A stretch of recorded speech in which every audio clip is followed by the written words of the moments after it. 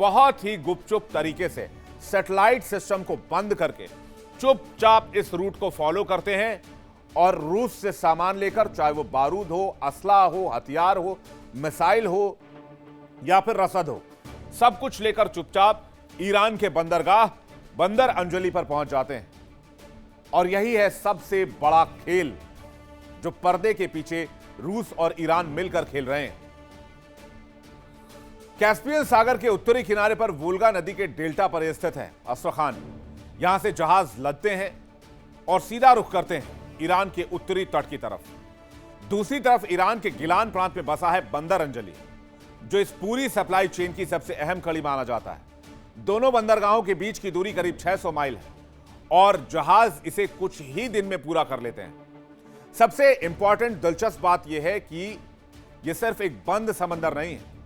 वोल्गा नदी और वोल्गा डॉन नहर के जरिए कैस्पियन सागर, अजोव सागर और वहां से काला सागर तक जाकर जुड़ जाता है।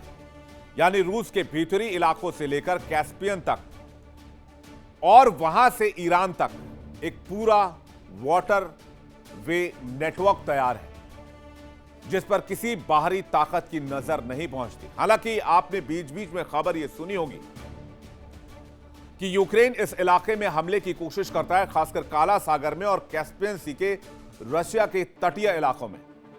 लेकिन 600 मील का यह समुद्री रास्ता पूरी तरीके से सुरक्षित माना जाता है रशिया और ईरान के बीच व्यापार के लिए। और यहीं से असलहा और बारूद रूस ईरान को देने में कामयाबी हासिल करता है। सवाल यह है कि आखिर इस खामोश समंदर के रास्ते जा क्या रहा है। रिपोर्ट्स की माने तो रूस से ईरान भेजा जा रहा है टीएनटी विस्फोटक, ड्रोन के पुर्जे और भारी मात्रा में गोला बारूद। लेकिन इस असली फिक्र इससे भी आगे की है। सैटेलाइट तस्वीरों से मिले सुराग बताते हैं कि इन खेपों में ऐसे पार्ट्स भी शामिल हो सकते हैं जिनका इस्तेमाल बैलिस्टिक मिसाइल को असेंबल करने के लिए किया जाए।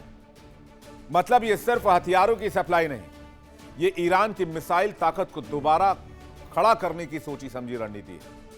और यह मदद यही नहीं रुकती। रिपोर्ट के मुताबिक रूस ईरान को सैटेलाइट तस्वीरें भी मुहैया करवा रहा है, जिनकी मदद से तेहरान की फौज दुश्मन के ठिकानों की निगरानी कर सकती है।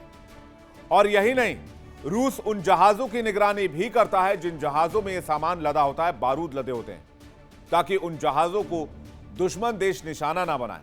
और बाकायदा उन जहाजों को रूस सैटेलाइट जानकारी के जरिए गाइड भी करता है।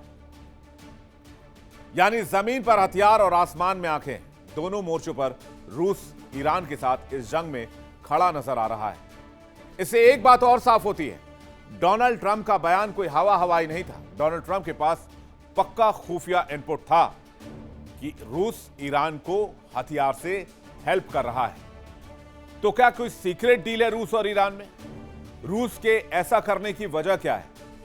कुछ और खुफिया रिपोर्ट से बड़े खुलासे होते हैं। यूरोपीय पश्चिमी इंटेलिजेंस रिपोर्ट की माने तो कैस्पियन सागर के गुप्त रास्ते से ईरान में बड़ी मात्रा में सैन्य खेप पहुंचाई जा रही है। मॉस्को से तेहरान भेजे जा रहे हैं भारी मात्रा में विस्फोटक और एडवांस्ड मिसाइल कंपोनेंट्स। ईरान की फैक्ट्री और घातक ड्रोन का कॉम्बिनेशन भी इसी रूट से सप्लाई के जरिए जारी है। मिसाइल फैक्ट्रियों को रूस रिबिल्ड कर रहा है। शाहिद 136 कामिकाज़ी ड्रोन के आधुनिक पार्ट्स भी इसी रूट से तेजी से ईरान पहुंचाए जाते हैं। और इसी गुप्त मदद की दम पर तेहरान ने कुछ ही हफ्तों में अपनी लॉन्चिंग क्षमता फिर से बहाल कर ली है। यूक्रेन युद्ध के लिए ईरान से बैलिस्टिक मिसाइलें भी मिल रही हैं रूस को। ईरान को सुखोई 35 लड़ाकू विमान भी सौंपने की तैयारी कर रहा है रूस। तेहरान को रूसी S-400 एयर डिफेंस सिस्टम मिलने की खुफिया रिपोर्ट भी सामने आई है। यानी कि मिडिल ईस्ट में नया वॉर अलार्म बजा रहा है ये याराना। अमेरिकी सैटेलाइट और इजरायली खुफिया तंत्र इस इलाके में फेल नजर आते हैं और इसलिए ईरान का नया सैन्य पुनर्जन्म हो रहा है, जो इजराइल और अमेरिका के लिए पहले से कहीं ज्यादा घातक है। मॉस्को और तेहरान के इस गठजोड़ ने पूरे मिडिल ईस्ट के पावर बैलेंस को हिला दिया है। तो कभी दुश्मनी और अब दोस्ती। आगे आपको बताएंगे कि कभी शागिर्द ने कैसे उस्ताद की मदद की थी और अब उस्ताद उसका कर्ज कैसे उतार रहा है। यानी कि रशिया और ईरान की दोस्ती में यह नया मोड़ कैसे आया। आज की तारीख में रूस ईरान के साथ यूं ही नहीं खड़ा है। इस कहानी में एक बहुत दिलचस्प मोड़ भी है। अगर इतिहास को आप पलटेंगे तो आप याद कीजिए यूक्रेन जंग के शुरुआती दिन, जब पूरी दुनिया रूस पर पाबंदियां लगा रही थी। तब ईरान ही वो मुल्क था जिसने मॉस्को को शाहे ड्रोन थमाए थे। वही ड्रोन जिन्होंने यूक्रेन के आसमान में तबाही मचाई। उस वक्त रिश्ते की डोर ईरान के हाथ में थी और रूस मददगार की तलाश में था। लेकिन वक्त का पहिया घुमा और आज वही रूस ईरान की मदद करने की भूमिका में सबसे आगे खड़ा है। यानी जिस शागिर्द ने कभी उस्ताद की मदद की थी, आज उस्ताद उसका कर्ज चुका रहा है। यह सिर्फ हथियारों की अदला बदली नहीं है, यह दोस्ती के एक नए दौर की शुरुआत है जो दोनों मुल्कों को पश्चिम के खिलाफ एक मजबूत किले की तरह तैयार कर रही है। ऐतिहासिक अविश्वास और दुश्मनी का दौर भी रहा इन दोनों मुल्कों के बीच में। 16वीं सदी में चलिए, औपचारिक संबंधों की शुरुआत तब होती है। सफाविद और रुरिक राजवंशों के दौरान शुरुआत हुई थी। 18वीं और 19वीं सदी में दोनों के बीच कई घातक जंगें लड़ी गई। रूसी साम्राज्य ने ईरान के बड़े क्षेत्र पर कब्जा किया। ईरान ने 1979 की इस्लामिक क्रांति के बाद जो दूरी थी वो और बढ़ गई। ईरान ने यूएसएसआर को नास्तिक साम्राज्य तक करार दे दिया था। 90 के दशक से नए गठबंधन, नए रिश्ते की शुरुआत हुई। सोवियत संघ के पतन के बाद संबंधों में नया आयाम दिखा। रूस ने ईरान के बुशहर न्यूक्लियर पावर प्लांट का निर्माण करवाया। 2015 में सीरिया के गृहयुद्ध के दौरान रूस और ईरान साथ आए। राष्ट्रपति बशर अल असद को बचाने के लिए जंग लड़ी। पश्चिमी देशों के आर्थिक प्रतिबंधों ने एक दूसरे के ज्यादा करीब लाए। जब शागिर्द बना उस्ताद का मददगार 2022 में यूक्रेन जंग की शुरुआत में रूस ने अलगाव झेला। रूस के लिए ईरान सबसे बड़ा तारनहार बनकर उभरा।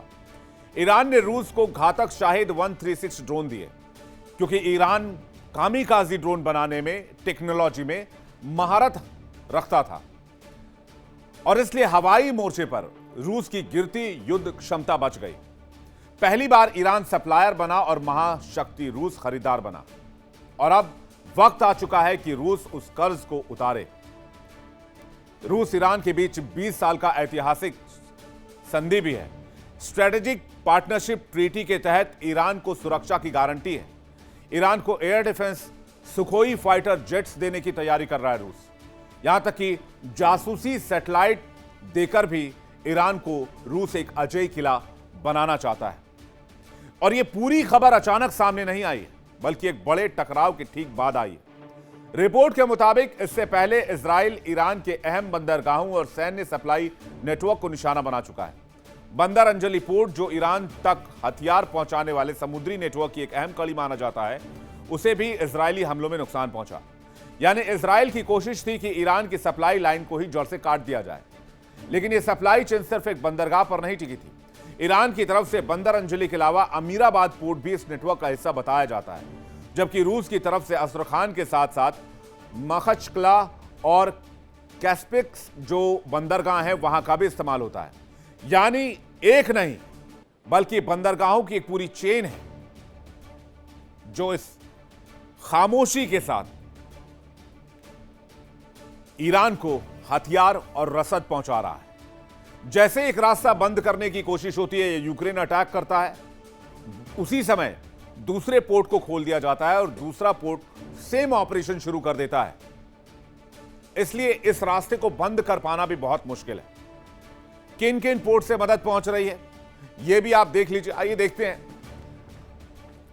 ईरान की तरफ बंदर अंजलि पोर्ट जो मिलान प्रांत में है, वो बहुत इंपॉर्टेंट लोकेशन है। इसके बाद जो अमीराबाद पोर्ट है उत्तरी तट पर, वो बहुत इंपॉर्टेंट लोकेशन है। और आपको याद होगा कि मिलान और अमीराबाद दोनों जगह पर अमेरिका हमले कर चुका है। रूस की तरफ अस्त्रखान पोर्ट जो वोल्गा डेल्टा में है, रूस की तरफ मखचकला पोर्ट जो कि दागिस्तान प्रांत में है, और रूस की तरफ कैस्पियन पोर्ट भी बहुत इंपॉर्टेंट है। बंदर अंजलि ईरानी नौसेना का उत्तरी बेड़ा यहीं तैनात है। इजराइल हमलों में यहीं वॉरशिप और नेवल सेंटर को तबाह किया गया था। फिर भी नेटवर्क का दूसरा छोर अभी भी सक्रिय है। एक पोर्ट बंद हुआ तो दूसरा विकल्प बन गया और पूरी चेन बनाती है मल्टी पोर्ट सप्लाई नेटवर्क। यही वजह है कि रूस को ईरान से पूरी तरीके से काटना नामुमकिन है। देखिए इंडिया डेली 24/7 अब आपकी स्मार्ट टीवी पर। इंडिया डेली मौजूद है सभी डिजिटल प्लेटफॉर्म पर लाइव और लगातार। इंडिया डेली 24/7, हर दिन राष्ट्र को समर्पित।